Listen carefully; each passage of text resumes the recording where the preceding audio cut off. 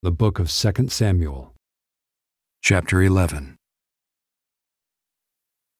In the spring of the year, the time when kings go out to battle, David sent Joab and his servants with him and all Israel, and they ravaged the Ammonites and besieged Rabbah, but David remained at Jerusalem.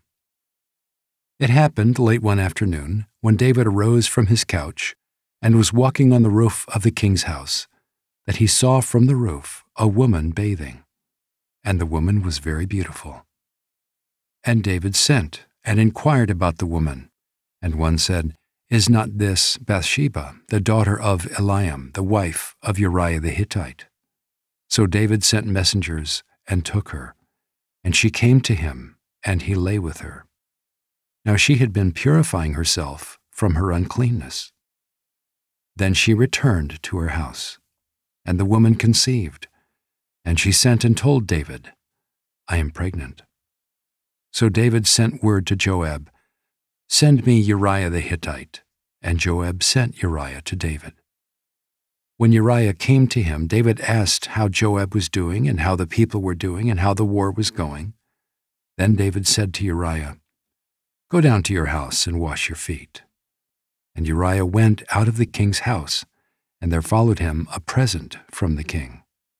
But Uriah slept at the door of the king's house with all the servants of his lord, and did not go down to his house. When they told David, Uriah did not go down to his house, David said to Uriah, "Have you not come from a journey? Why did you not go down to your house?" Uriah said to David, "The ark and Israel and Judah dwell in booths, and my lord Joab and the servants of my lord are camping in the open field. Shall I then go to my house to eat and to drink and to lie with my wife? As you live and as your soul lives, I will not do this thing." Then David said to Uriah, "Remain here today also, and tomorrow I will send you back." So Uriah remained in Jerusalem that day and the next. And David invited him, and he ate in his presence and drank, so that he made him drunk. And in the evening he went out to lie on his couch with the servants of his lord, but he did not go down to his house. In the morning David wrote a letter to Joab, and sent it by the hand of Uriah. In the letter he wrote, "Set Uriah in the forefront of the hardest fighting, and then draw back from him, that he may be struck down and die." And as Joab was besieging the city, he assigned Uriah to the place where he knew there were valiant men. And the men of the city came out and fought with Joab, and some of the servants of David among the people fell. Uriah the Hittite also died. Then Joab sent and told David all the news about the fighting, and he instructed the messenger, "When you have finished telling all the news about the fighting to the king, then if the king's anger rises, and if he says to you, 'Why did you go so near the city to fight? Did you not know that they would shoot from the wall? Who killed Abimelech the son of Jerubbesheth? Did not a woman cast an upper millstone on him from the wall so that he died at Thebez?